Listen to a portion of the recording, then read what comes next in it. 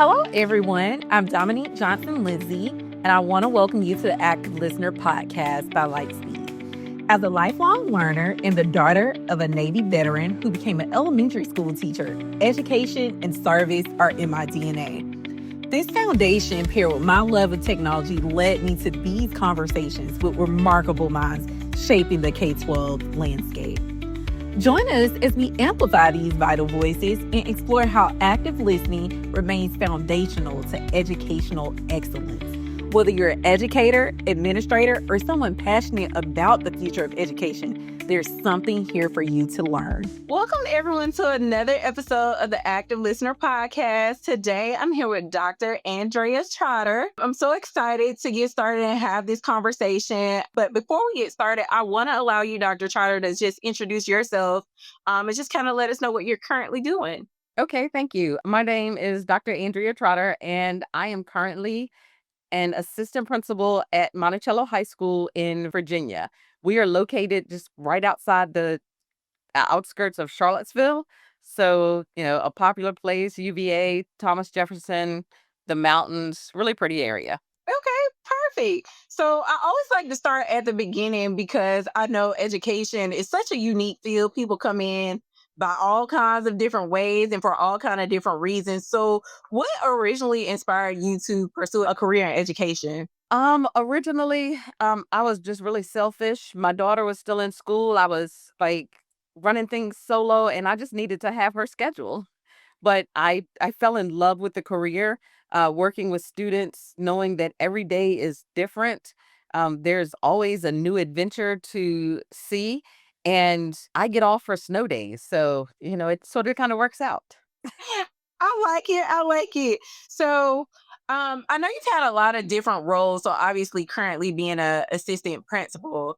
Talk to me about what the pathway was like coming in, being like a classroom teacher, and then eventually making that progression to school leadership. So I started off as a sixth grade English teacher, and that was fun. But coming from a military background, I did 5, almost 6 years in the military. Before that, I worked in a factory, and the factory was just unfulfilling, and I wanted something more to do. I needed, like, a career. There's difference between a job and a career. So, I wanted a career. And then I got into the military, and being a single parent in the military is just not the way to go. Because if they tell you you got 24 hours, you got 24 hours, kids or no kids. So, I became a sixth grade English teacher, and I loved being in the classroom. But I felt like I needed to do more, and I felt like the classroom wasn't my last stop. So I became an instructional coach at a high school, and that involved like going into everybody else's classroom and sort of kind of teaching the teachers how to teach. This is still only one part of the job. As an administrator, you have so many different roles. So how can I learn like everything under this umbrella and be good at my job? So my next stop was a testing coordinator. So I felt like, okay, so I have the instructional piece, I have the testing piece, and there's one more piece that I need, and that's actually the building leadership. So that led me here to Monticello, where I'm currently an assistant principal. This is year 5, and I am praying that if the Lord sees my next stop as a building principal and have my own building, that that will happen soon. I love it. I love it. I even love hearing about your journey. So my mother is a first grade teacher, and she has a really similar background to you as far as she was enlisted in the Navy. She did that for a certain period of time. She came out and was a civilian and worked kind of regular jobs where she didn't love them. And then because of me and my sister and just school schedule, she kind of aligned to, come into being a teacher and have loved it, has done it for 20 plus years. My mom actually doesn't even want to get out the classroom, which is so unique. Yeah. Love it. So I love just hearing about, what brought you to that. And as far as being a building principal, because obviously that's the next logical step. And I know you sound so excited about even wanting to do that. Tell me what you think is kind of the thing that you would bring to that role that's either unique or different, or you just haven't had a chance to implement yet as far as being an assistant principal? So I am truly blessed to have the team that I work with. Our current building principal, she allows us a lot of autonomy in the building. So I've been able to come in and put some things in place and test out some things. Some things work, some things haven't. But we always strive to get as many kids across the stage at the end of the year as possible. Like graduation is like huge. But of course, in the state of Virginia, you have all these tests that you have to pass. You got specific courses that you have to take. And traditional school isn't for everyone. So trying to mesh the it's not for me with the I want to do this is the the thing that drives me. So trying to find some path for students who want to be in the public school, who want to graduate, but are too anxious, to the anxiety just grabs them and they can't. Um, Students who have been bullied, students who have never stepped foot in a traditional school. So trying to find programs for those is really where I want to go next. And we've had some students come through here who just didn't want to be here. So learning how to schedule students to condense or decrease the amount of time they got to be here. Um, Putting behavior plans in place so they can still thrive in the classroom without feeling like someone is shackling them to a chair. Things like that is what really drives me, and trying to figure out like how to help the kids who traditionally don't get the help. I love that. And I think it's really important to do that because now I think we recognize a little bit more. I say this loosely, that we recognize a little bit more that that is the truth, that there are lots of kids that, don't love traditional school, but that doesn't mean they don't want to achieve and ultimately succeed.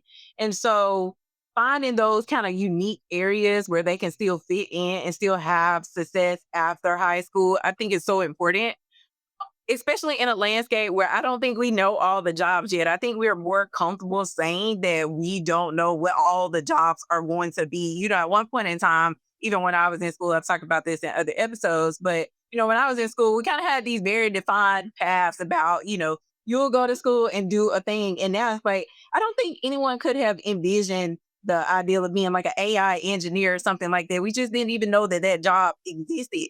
Even something as simple as being a social media manager, that wasn't really a thing. So the opportunities are really endless for students to just develop their own path. Even entrepreneurship, there are so many kids that come out much earlier ready to start a business or wanting to start a business at least. I think my next question really falls along the lines of what does it look like to get these types of things implemented in school? Like even just your vision at the highest level, like what does it look like? And the reason I'm asking is because I've always noticed that as I talk to people about these conversations, there's no shortage of ideas. It's always the implementation that's kind of the friction point. And so what does it look like to actually get something implemented into a school? It's not a simple answer. The kids are different than when I grew up, and from, listening to my daughter, kids were different than when she grew up. And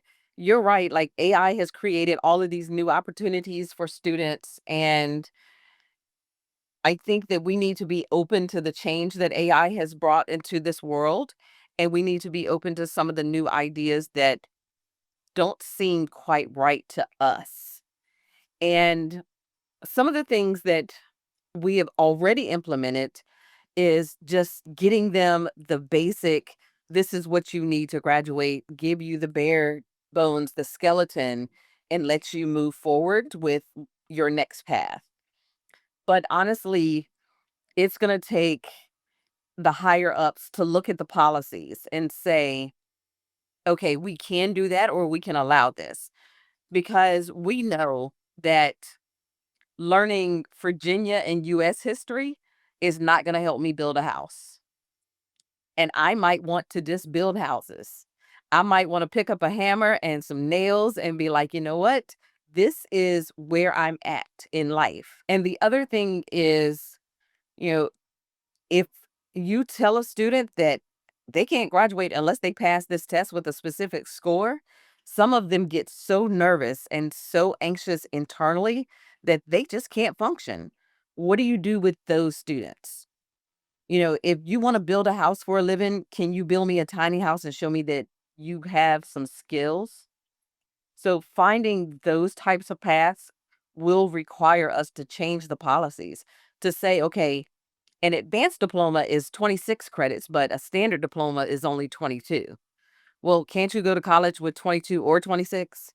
Must I make you get 26 to say you were advanced? And what advantages are you going to have if you have those 26 credits versus the 22? But making the policymakers see and understand those things will be the most important. Unfortunately, the policymakers are not boots on the ground with the rest of us.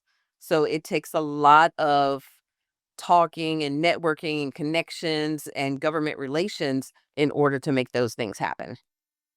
That makes total sense. And we definitely see that over and over again with how government and education kind of work together. There's always like a little bit of a lag. There's a lot of advocacy that comes from teachers and leaders about what things need to happen in the school before we actually start to see those changes. So it's so important and it's good work, but I know it's also like exhausting because there's still stuff to do every single day inside of school. So totally get that. Amongst all of the things that teachers and school leaders have to do, one thing that comes to mind for me just having this conversation about preparing kids for what the next step is, developing their soft skills. That is something I'm always curious about for two different reasons. One is because at Lightspeed, one of the things we offer are microphones in the classroom. And so these are designed for teachers and students. And so we notice that there's a level of confidence that just comes from children speaking up in classrooms and being able to share their thoughts with, their classmates, being able to express things to teachers. And I feel like speaking is almost like a lost art in school because there's so much technology, especially, on the computer itself. So talk to me about not only public speaking, but just like how do you all approach preparing them with these kind of like soft skills in a world that is requiring them to have more and more hard technical skills? One of the things that has happened in the state of Virginia is the no cell phone policy. Well, it's a law now, signed by Governor Youngkin last year that says no cell phones are allowed in school from the first bell of the day until the last bell of the day. And what we noticed, especially this year since we started the school year with this new law, is last year when we were walking around at lunch and looking at the students, all of them had their heads down. They were on their phones, looking at videos, scrolling. But now there's a no cell phone policy. Students can't have them. So now you see students talking to each other and actually interacting. And the other thing we did was we asked for the community to donate games so they can play games at lunch. So they have Uno, they have Connect Four, they have all of these board games that, if you want, you can just play games during lunch. So that has really opened up a lot more communication for the students. Still not perfect because still you see that one kid that thinks they're sneaky enough to have their phone away, but or of course we have the nice Apple watches that I can still text somebody on my watch, or a student says, "May I go to the bathroom?" and their phone is in their back pocket. 20 minutes later, we're like, "Where's this kid at?" We still have those, but having them having the requirement by law to have their cell phones away for the day has truly helped some of their communication skills because they're almost forced to talk to one another because they can't have their phones. That's great. It's almost sad that it has to come to this. It's like this reverse way of working. I remember talking too much at school, and we did not have phones to be able to do that. And it's like we had to kind of go around to get back to this point, which is like more in person communication. But I do think it's really important for connection, especially when we saw what happens on the opposite side. So one thing I did want to ask about, obviously, with being in your role for 5 years, but teaching for longer, is talking about the part that we want to forget, which is COVID. You know, I always am curious from people that were either in the classroom or leaders about how do you feel? Like we know what reports say, and I feel like, overwhelmingly the reports point to way like a lot of just harm basically with the education system. But talk to me about how do you actually feel about what happened during COVID and what the recovery has looked like? So during COVID, I was actually a testing coordinator at Patrick Henry High School in Roanoke, Virginia. And when schools shut down and COVID hit, there was no way for us to actually test the kids to say you met your graduation requirements.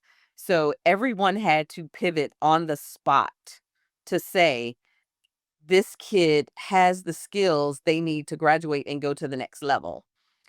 We didn't know or understand how to give the standardized test in groups or individually when you have 2,000 kids that need to test. So, yeah, the first thing they came up with was the class of 2020. If they pass the class, they graduate. Like they get the testing credits, and that was that whole school year. Now we're down to, okay, none of the students currently in high school were in high school at the time. Um, I think that when we were shut down, the current sixth graders were actually in kindergarten. So we still have another 3 or 4 years before they get to the high school level. And what we've noticed is their reading skills are not there, especially for like this class right now, because they were shut down in the third, fourth, and fifth grade, where your reading skills really start to, I guess, come up levels. You really notice the reading improvements and the spelling. So they didn't get that. And the testing scores actually show it. But the thing that we see most is the lack of soft skills, the lack of communication, the lack of empathy, and the lack of acceptance among students and their peers. When they were out for so long, they learned how to hide behind their screens and push their words out without consequence.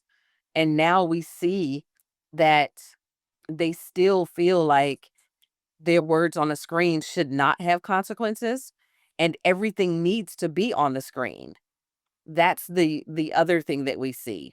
Like no matter what happens these days, they want to put it on a screen for everyone to see and for everybody to have that entertainment. There was a car accident. The car was on its side. No one was helping, but 20 people were out videoing. Like you hear people screaming, but you would rather be the one that posts this and get the likes for it versus putting your phone down and going to help. So, one of the things that COVID taught us was the use of technology, because if I'm not mistaken, that's when TikTok really started to grow and to become popular. All of these videos where you could do different things and manipulate like your presence on the video, and that's where we are today. Like there's still like TikTok is still like one of the most, popular platforms for students because they're still making the videos and they're still trying to get those likes. And it has basically crushed our social hierarchies because that's the concern. Can I get on screen? Can I get the likes? And how do I make it better? How do I get more? That's very interesting because again, this wasn't something that was always a point of concern. And I feel like it has ramped up so quickly. Like if you think about it's just been 5 years, but in 5 years, it's beyond doubled as far as like what this actual problem is. And I think something that always comes to mind when kind of thinking about just how kids interact in a school is nobody wants to pull all the fun things from the kids. Like I always think about when I was in school and what things I enjoyed and you know, but is a cost to having some of this stuff in the schools that, leadership has truly had to evaluate and ultimately decide to remove from the schools. And it makes total sense. I think it's just a very like uncomfortable thing for like a lot of the kids where they kind of feel like why can't we have this? Why don't we get to do, what it is that we want to do? And I imagine that you see it more in high school than any area. Obviously, I think the middle school they kind of do a little bit of TikTok and stuff too, but definitely the high schoolers. So I think my last question is kind of thinking through the harmony of just like technology in schools. Obviously, we need to always have more um access to technology. It makes it easier for teachers, it makes it easier for students. But we know what comes along with it, whether it's a phone, a computer, or whatever. So I think my question is what role should technology play in today's like educational environment? I know you kind of talked a little bit about it earlier, saying like, there is some points of evaluation that need to happen, but just more from a perspective of the feels of it. Like, what should it feel like when technology is brought into a school? I think when we bring technology into a school, it should feel safe for everyone. I think that sort of sounds like, well, what do you mean safe? Well, for me and for my daughter, when we went through school and some of the other people, we learned how to write. And I'm not just talking about, oh, I can compose a sentence, but can you physically pick up a pencil and write out a sentence where it's legible enough for someone to read? And most of them cannot. And that's one of the skills that they need because it's the fine motor skills that you develop over time. Technology needs to look like, it needs to look different for every grade level. You know, the kindergarten through second grade, they need to develop the fine motor skills and the soft skills. So I think technology for them should be pulled away. Like, do you really need technology at that early age? Then for like grades 3 through 5, which are more elementary, yes, learn how to start creating and being on the computer, learning how to use the tablets. But is this like everything that you need, or is it comprehensive for everything that you need? And again, I would say that the answer is no. It also teaches our students that everything is instantaneous because I can ask Google for an answer and it will pop up for me. Like, I don't have to put in the work. So I think technology takes away some of our work ethic. So I think we should introduce technology to the elementary students, but not necessarily allow them to always use the technology for what they need. Middle school, I think that we start with more of the technology. And by the time they get to high school, technology can be front and center. But I think that if we are going to put technology front and center into a student's life, that they need to say or choose a path where technology is going to remain front and present in their life. That makes total sense. And I agree because I do think it's important for us to help them get savvy when it's needed and when it's not, and just use it as like a crutch all the time for everything. One thing I wanted to ask in talking about this is, of course, I work with Lightspeed Technologies where we offer instructional audio solutions, which means audible and intelligible sound in the classroom through a speaker and microphone system. Um, I know you haven't really had the chance to experience Lightspeed, but one thing I always want to ask people, whether they have the system or not, is to talk about or think about what role sound plays in the classroom. And the reason that I like to ask this question is primarily because when people think about what kind of tools that are used in the classroom, we often point to things like a computer, you know, a panel, whatever the case may be, as these tools that are super essential for classrooms. But to us at Lightspeed, we really think, voice and sound is where everything flows through. And so, talk to me about whether you've even considered that sound is kind of like the piece that holds it all together. And talk to me about what do you feel like thinking about it now, like what the importance of it is. In the high school, we have a lot of students with sensory issues, so they want noise canceling headphones. So I would envision Lightspeed making a system where a student could put on headphones that the teacher could speak to him through, but still block out all of the noise that they hear. So I wouldn't say a speaker and the sound in the classroom. I would envision more headphones to help the student connect more to the teacher and actually focus on this is what my teacher is saying to me.